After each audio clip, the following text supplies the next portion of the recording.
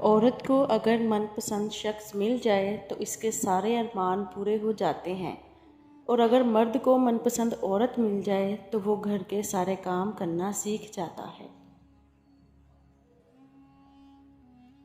میاں بیوی میں روٹھ جانے کے بعد غلطی چاہے جس کسی کی بھی ہو، بات کا آغاز وہی کرتا ہے جس کو بے پناہ محبت ہوتی ہے۔ بہت عظیم ہیں وہ میاں بیوی جو ایک دوسرے کے عیب چھپاتے ہیں اور کسی کے سامنے اپنے شریک حیات کی برائی نہیں کرتے۔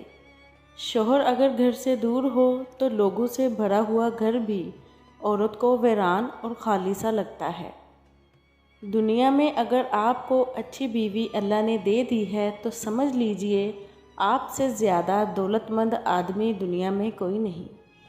وہ عورت کبھی خوش قسمت نہیں ہوتی جس کے پاس دنیا کی ساری عیش و عشرت ہو، بلکہ خوش قسمت عورت وہ ہوتی ہے جس کے پاس اپنے شوہر کی سچی اور پاک صاف محبت ہو۔ میاں بیوی کا رشتہ اتنا میٹھا ہے کہ اگر کوئی ایک بیمار ہو جائے تو دوسرے کی راتوں کی نیندیں اڑ جاتی ہیں اور اپنی جان کی پرواہ کیے بغیر اس کی خدمت کرتے ہیں۔ وقت اور بیوی تنگ تو کرتی ہیں، لوگ جب ساتھ دیتی ہیں تو زندگی بدل جاتی ہے۔ ایک عورت کا پیار حاصل کرنے کے لیے دولت معنی نہیں رکھتی، بلکہ اس کی سوچ سے بڑھ کر اس کو پیار اور عزت دینی پڑتی ہے۔ عورت کو ایسے مرد کی ضرورت ہوتی ہے جو اسے بچوں کی طرح ڈیل کرے، اس کی بچگانہ حرکات کو برداشت کرے، سب سے ضروری اسے منانے کا ہنر آتا ہو۔ من چاہی عورت کی توجہ تو تھکے ہارے مرد کے وجود میں جان ڈال دیتی ہے، اور ایسی عورت کی وجہ سے مرد کہہ سکتا ہے کہ زندگی بہت خوبصورت ہے۔ عورت دنیا کی وہ واحد مخلوق ہے جس سے پیار بھی کرو تو وہ ڈر جاتی ہے۔ اپنی بیوی کو کبھی دکھ نہ دیں، کیونکہ بیویوں کی دنیا بہت ہی چھوٹی ہوتی ہے، شوہر سے شروع ہوتی ہے اور شوہر پہ ہی ختم ہو جاتی ہے۔ ہم سفر اگر بلا وجہ ناراض ہونے لگ جائے تو سمجھ جائیں کہ وہ اداس ہے، اسے آپ کی محبت کی ضرورت ہے۔ لڑنے کی بجائے پیار اور مذاق کر کے منانا سمجھداری کی نشانی ہے۔ عورت کے بارے میں مشہور ہے کہ تم اسے خوبصورت کہو تو وہ خوبصورت ہوتی چلی جائے گی، تم اسے اچھے کہو وہ اچھی ہوتی چلی جائے گی، تم اسے ہمدرد، رحم دل ہنس کر قربانی دیتے چلے جاؤ تو وہ ویسی بنتی جائے گی، مگر جب اس میں عیب نکالتے ہو، چھوٹی غلطی کو بڑے بناتے ہو، اس کے لباس، کھانے اور روزمرہ کے کاموں میں عیب نکالتے ہو تو تم اسے دن بدن عیبدار کرتے جاؤ گے۔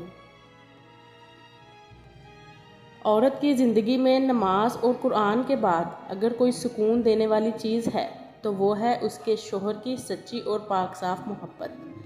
شوہر کا کندھا ایسی جگہ ہے جہاں سر رکھ کر ساری فرمائشیں منوائی جاتی ہیں۔ مرد کا حسن اور پیسہ عورت کو اتنا متاثر نہیں کرتا جتنی مرد کی سیرت اور پاکیزگی متاثر کرتی ہے۔ رسول اللہ صلی اللہ علیہ وآلہ وسلم نے ارشاد فرمایا، مسلمان مرد کے پاس اسلام کے بعد سب سے قیمتی چیز اس کی بیوی ہے۔ من پسند لڑکی سے شادی ہو جائے تو وہ 70,000 حوروں سے بھی زیادہ خوبصورت لگتی ہے۔ بہترین نکاح وہ ہے جس میں لڑکی کی عمر لڑکے سے چند سال زیادہ ہو۔ تمہیں کیسا ہمسفر چاہیے؟ یوسف جیسا خوبصورت نہیں جس کے قریب اگر کوئی غیر عورت آئے تو وہ کہے اللہ تعالیٰ کی پناہ۔ گھر سے باہر جاتے ہوئے بیوی کو بتا کر جانا بیوی کی غلامی نہیں بلکہ بیوی کی فکر اور پریشانی کو کم کرنا ہے۔ مرد کا دل جب عورت سے بھر جاتا ہے تو وہ 3 کام کرتا ہے، اپنا لہجہ بدل لیتا ہے، عورت کے کردار پر انگلی اٹھانے لگتا ہے اور ہر وقت مصروف رہنے کے بہانے کرتا ہے۔ مرد کی کامیابی کے پیچھے ماں کے سوا کوئی دوسری عورت نہیں ہو سکتی، کیونکہ دوسری عورت ایک کامیاب مرد ڈھونڈتی ہے۔ شوہر اگر مخلص ہو تو بیوی سسرال میں ہر قسم کی مشکلات برداشت کر لیتی ہے۔ بیوی کی عزت، حیا اور فکر کرنے والے مرد کی تربیت ایک بہترین ماں کے ہاتھوں سے ہوتی ہے۔ وہ جھونپڑی جہاں عورت مسکراتی ہے اس عالیشان محل سے بہتر ہے جہاں عورت روتی ہے۔ شوہر اپنی بیوی کو ہاتھ سے کھانا کھلاتا ہے تو یہ بیوی کی غلامی نہیں، رسول صلی اللہ علیہ وآلہ وسلم کی سنت ہے۔ ایک مرد کی آدھی خوبصورتی تو اس کی زبان میں ہوتی ہے اور آدھی اس کی وفا میں ہوتی ہے۔